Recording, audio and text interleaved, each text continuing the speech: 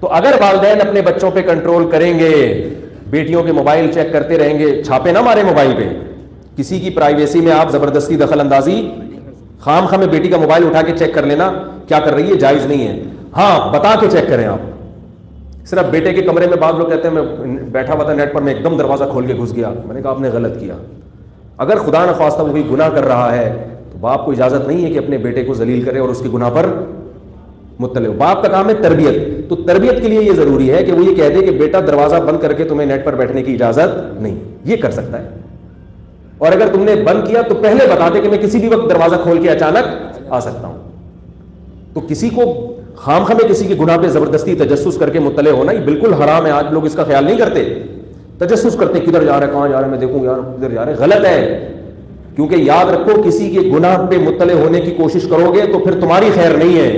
کیونکہ اللہ نے کہا ہے کہ جو حدیث میں آتا ہے کہ جو کسی کی پردہ دری کرتا ہے نا, اس کے بھی عیوب سے اللہ تعالیٰ پردے ہٹا دیتے ہیں, اس کو بھی ذلیل کر دیتے ہیں. اور میں نے اپنی زندگی میں دیکھا ہے کہ جب کسی نے کسی کے گناہ کو ہائی لائٹ کیا ہے نا, تھوڑے دنوں میں وہ خود اس گناہ میں مبتلا ہوا ہے. اس لیے بہت خطرناک معاملہ ہے. کسی کو بھی گناہ کرتے ہوئے دیکھو پردہ ڈالو, چاہے وہ کتنی بڑی شخصیت ہو, کتنا بڑا بزرگ ہو. اگر چھپ کے گناہ کر رہا ہے, کھلے عام کر رہا ہے, تو پھر پردہ ڈالنے کی پھر نہیں ہے. کیونکہ وہ جب اپنے گناہ کو خود ہی دنیا کے سامنے شو کر رہا ہے تو اس کا مطلب وہ خود شرمندہ نہیں ہے. بعض ایسے بھی ہوتے ہیں کہ ان کو بار بار سمجھایا جائے بھائی یہ آپ غلط کر رہے ہیں, غلط کر رہے ہیں, پھر بھی وہ کرتے چلے, پھر وہ کرتے ہیں. پھر اس کا مطلب ہے کہ بھئی یہ تو خود اپنے گناہ پر نادم نہیں. کوئی بھی چھپ کے گناہ کر رہا ہے, اپنی اولاد ہو, بیوی ہو, عورت, اپنے خواتین کے پاس کالز آتی ہیں کہ ہم نے شوہر کو دیکھا کوئی برا کام کرتے ہوئے, کوئی نیٹ پر بیہودہ فلمیں دیکھ رہا ہے یا کچھ ایسے کر رہا ہے. میں کہتا ہوں اللہ کا واسطہ اپنے شوہر کی عزت کا خیال رکھو, معاشرے کو میں بدنام نہ کرو. اس نے گناہ کیا 100% غلط کیا, بہت بڑی بے حیائی ہے کہ فحش فلمیں دیکھنا, لیکن اس بے حیائی کی وجہ سے اپنے شوہر کی عزت کو تار تار کر دینا یہ اس سے بڑی بے حیائی ہے. اللہ نے قرآن مجید میں میاں بیوی کو ایک دوسرے کا لباس قرار دیا ہے. لباس کا کام کیا ہوتا ہے؟ کیونکہ میاں بیوی ایک دوسرے کی جو راز کی جیسی باتیں جانتے ہیں وہ کوئی تھرڈ پرسن نہیں جانتا. تو اللہ نے ان دونوں کو اتنا کلوز اس لیے کیا تاکہ ایک دوسرے کے عیب کو چھپائیں. وہ اپنی بیوی کی برائیاں کر رہا ہے, میری بیوی کے تو مجھے پتا چلا وہ فلاں سے بھی تعلق تھا, فلاں سے بھی. بھائی کیوں بتا رہے ہیں؟ اس کو ذلیل کر دیا. اسی طرح شوہر کو اگر کسی برائی میں دیکھا ہے تو عورت اس کو چھپا دے. بہت ہی کسی خیر خواہ سے مشورہ لے تو یہ نہ بتائے. میں کبھی کوئی خاتون کہہ رہی ہوتی ہے نا کہ میرے شوہر نے ایسا, میں اس خاتون سے کبھی بھی نہیں پوچھتا آپ کا نام کیا ہے, آپ کون ہے. کیوں؟ اس لیے کہ ایسا نہ ہو کہ مجھے اس کے شوہر کا پتہ چل جائے. کیونکہ بعض خواتین بتا رہی ہے وہ شوہر آپ کے بیان میں آتے ہیں, بس میں کہتا ہوں مجھے ڈیٹیل بتانے کی ضرورت نہیں, کیونکہ ایسا نہ ہو میں پہنچ جاؤں وہاں تک تو میرے دل میں اس کی عقیدت ختم ہو جائے گی کہ بھائی اس کی بیوی نے تو یہ بتایا. اور بعض خانقاہوں میں ایسا ہوتا ہے کہ خواتین کسی شیخ سے اصلاحی تعلق قائم کرتی ہیں اور اصلاحی خط میں اپنے شوہر کی واٹ لگا رہی ہوتی ہے. میرا میاں ایسا ہے, وہ آنکھ مٹکا کرتا ہے, وہ پڑوسن کو جھانک رہا تھا اس دن. پھر وہ شیخ صاحب کو پتہ چل جاتا ہے اس کا میاں کتنے پانی. وہ شیخ بھی تو اللہ کی مخلوق ہے. عورت کے لیے اپنے شوہر کا مقام اپنے شیخ سے زیادہ ہے, یاد رکھو. شوہر پہلے ہے, شیخ و مرشد بعد میں. یہ بھی لوگوں کو بات سمجھ میں نہیں آتی. ایک دفعہ میں نے کسی کو کہا کہ بھائی جو صلہ خونی رشتے ہیں نا ان کی اہمیت شریعت میں زیادہ ہے شیخ و مرشد سے. شیخ و مرشد کی بھی اہمیت ہے لیکن خونی رشتوں کی اہمیت زیادہ. انہوں نے کہا نہیں, شیخ سے تو ہم دین سیکھتے ہیں اور شیخ سے تو اتنے فائدے ہوئے. میں نے کہا اچھا مجھے ایک بات بتاؤ, اگر تمہاری طبیعت خراب ہو جائے خانقاہ میں, تم آئے خانقاہ میں رہنے کے لیے, 2 دن خراب, 3 دن خراب طبیعت, یہ پرائیویسی والی بات میں مکمل کروں گا یہ کہیں رہ نہ جائے, تو 3 دن طبیعت خراب ہوئی, پھر شیخ صاحب کیا کہیں گے؟ بھائی اس کے بھائی کو فون کرو. کہیں گے نا, بولیں گے نا کہ اس کے بڑے بھائی کو فون کرو, چھوٹے بھائی کو فون کرو, بھائی آپ کا بندہ بیمار ہے اس کو لے جائیں. تو وہ آئیں گے کس طرف؟ ایک لڑکے نے مجھے کہا میری تو اپنے بھائی سے بنتی نہیں ہے, کبھی تمیز سے بات ہی نہیں کرتے مجھ سے. میں نے کہا کیسا ہی آپس میں نفرتیں چل رہی ہوں, ایکسیڈنٹ ہو گیا خدا نخواستہ آپ کا, سب سے پہلے کون اٹھانے آئے گا؟ بولو بھائی. لوگ نمبر دیکھ کے کس کو کال کریں گے؟ بھائی کو. بھائی کا پتہ لگاؤ یار بھائی کون ہے. ہاسپٹل میں کون آئے گا؟ میں نے کہا اگر خدا نخواستہ پولیس غلط کیس میں آپ کو اٹھا کے لے جائے, جعلی کیس میں, سب سے زیادہ چھڑوانے کی کوشش کون کرے گا؟ شیخ کرے گا, بھائی کرے گا؟ بولتے کیوں نہیں بھائی؟ چاہے آپس میں بالکل بھی نہ بنتی ہو, بالکل بھی نہ بنتی ہو. اسی لیے قرآن نے کہا وَأُولُو الْأَرْحَامِ بَعْضُهُمْ أَوْلَىٰ بِبَعْضٍ فِي کتاب اللہ. اللہ فرماتے ہیں کہ اللہ کی کتاب میں, قرآن میں رشتہ داروں کا حق سب سے پہلے ہے, سب سے پہلے ہے. تو یہ بات کہاں تھی؟ شیخ پہ بات کہاں سے آ گئی؟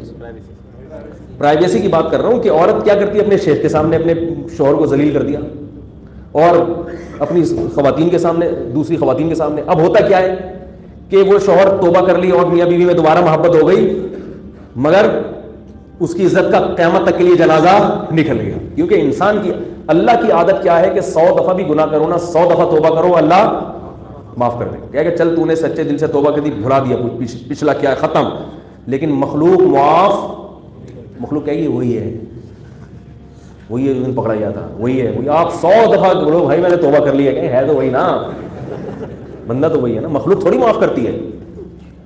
اور پھر میاں بیوی میں عام طور پہ کیا ہوتا ہے کہ وہ کمپرومائز کر لیتے ہیں, سیٹ ہو جاتے ہیں, لیکن خود اس عورت کی عزت کا جنازہ نکل جاتا ہے. کہتے ہیں یہ اس کا تو میاں ایسا ہے. پھر وہ عورت پھر اپنے شوہر کی عزت کی حفاظت کرتی پھر, نہیں میرے میاں بہت اچھے. کہتے ہیں ہمیں پتہ ہے کتنے اچھے ہیں, تو نے خود بتایا تھا.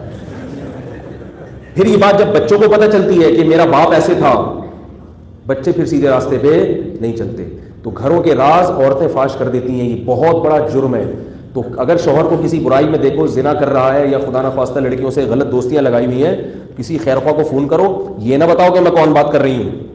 کسی مفتی صاحب کو فون کر رہی ہوں اگر مشورے کے لیے, بات پریشان ہوتی ہیں, تو اگر مجھے بھی فون کر رہی ہیں, بھائی مجھے اپنا تعارف نہ کروائیں, بلکہ یوں بتائیں کہ بھائی مفتی صاحب ایک مجھے یہ مسئلہ بتائیے کہ ایک خاتون نے, یا یوں کہہ دیں کہ مجھ سے کسی نے پوچھا ہے, کسی خاتون نے, تو وہ خاتون یہ خود ہی ہے جو اپنے آپ سے پوچھ رہی ہیں, تو جھوٹ بھی نہیں ہے, یہ توعیہ ہے نا.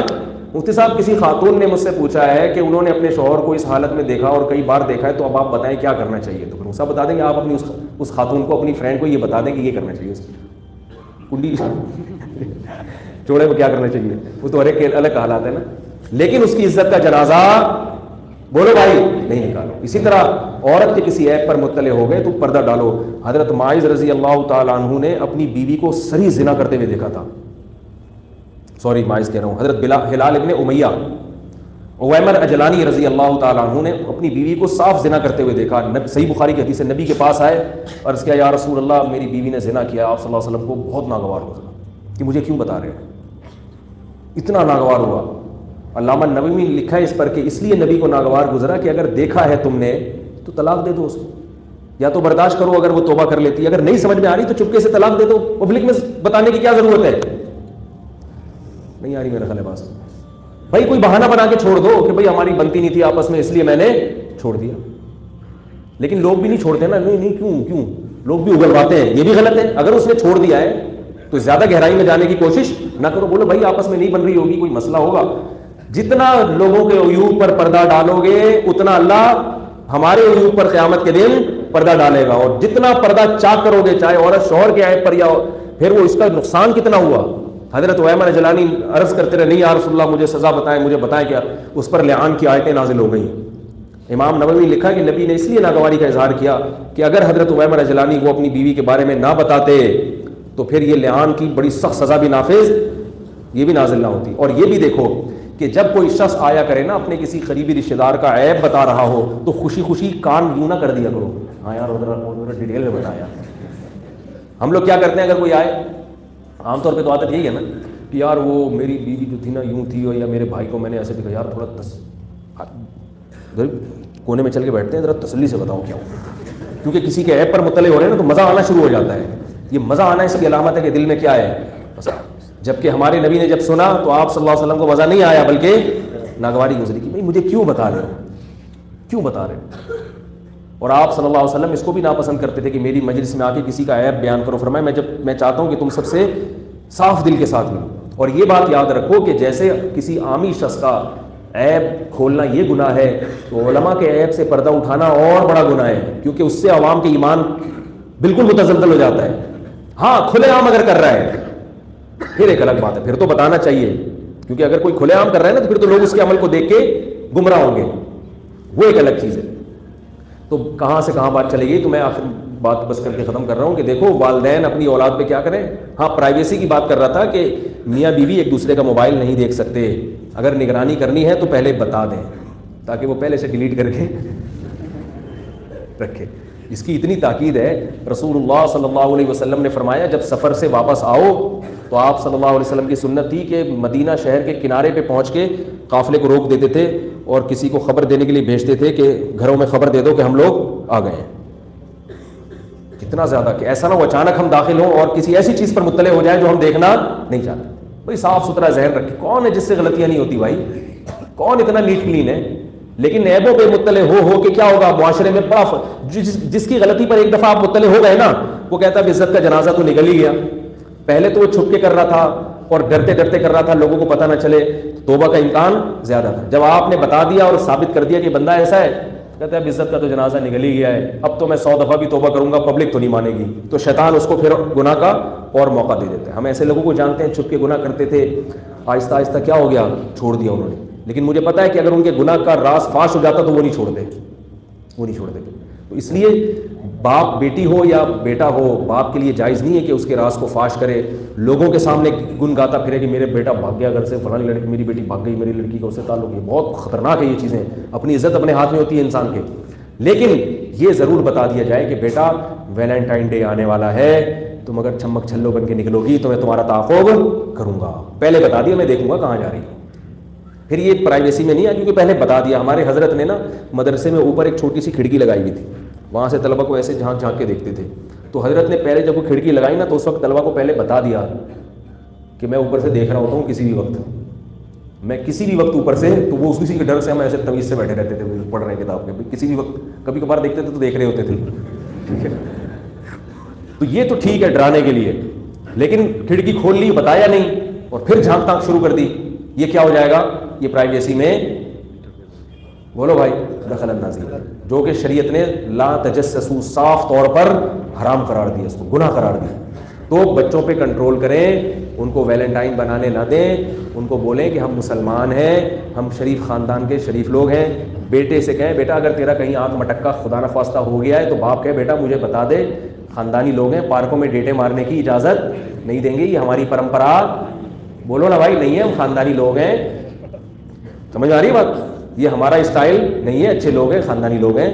ہاں اس کے جذبات کا بھی خیال کریں, یہ نہیں کہ ایک دم اس نے کہا ابا مجھے وہ ایک دم, ابا ایک دم تیش میں آ گئے اور چاقو نکال لیا, یہ ہماری غیرت کے خلاف ہے بھائی, تو نے ایسی بات کیوں کی. اس کے جذبات کا بھی خیال کریں, بیٹا ٹھیک ہے تم نے بتا دیا تمہیں یہ پسند ہے, ہم جائیں گے دیکھیں گے. اگر ہمیں بھی سمجھ میں آئی کہ بھائی صرف شکل ہی اچھی نہیں ہوتی, خاندان ذرا ہمیں لگا کہ کوئی خدا نخواستہ کوئی ایسے نہیں ہے کہ کیا کیسے ہے وہ چھوڑے رہنے دے, تو ہمیں لگا کہ یہ اچھی فیملی کے لوگ ہیں, تو بیٹا تم نے بتا دیا, ہم خود جائیں گے. اس کو جذبات نہ کچلیں اس کی.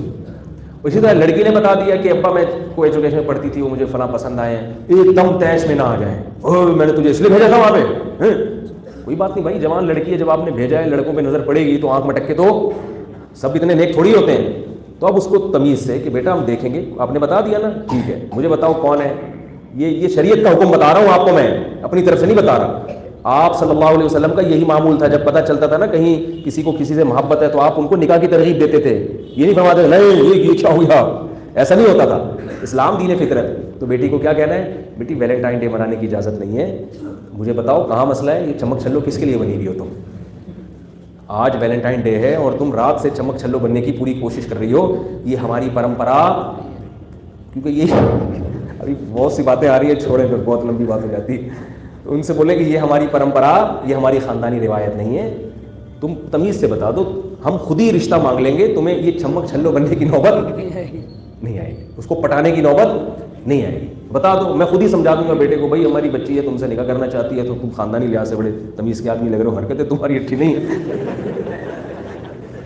اگر حرکتیں ایسی اچھی ہوتی, لیکن چلو 100% آج کل کون صحیح ہوتا ہے, ہماری بھی اسی طرح ہوئی, ٹھیک ہے نا, وہ ابا کہہ سکتا ہے. تو یہ کر لینا چاہیے. آپ اس کے جذبات کو اگر بالکل کچل دیں گے تو پھر وہ بیٹھے بیٹھے اس کو جھٹکے,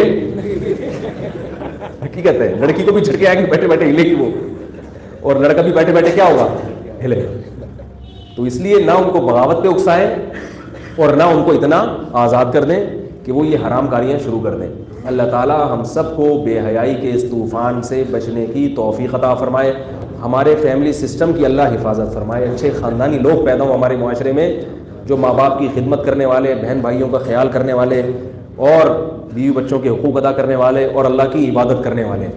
یہ جو لائف اسٹائل ہے, اس میں دنیا میں بھی مزہ اور آخرت میں مزہ, اور اس کے ہٹ گئے وقتی مزے ہیں لیکن بے سکونی دنیا میں بھی اور آخرت میں بھی.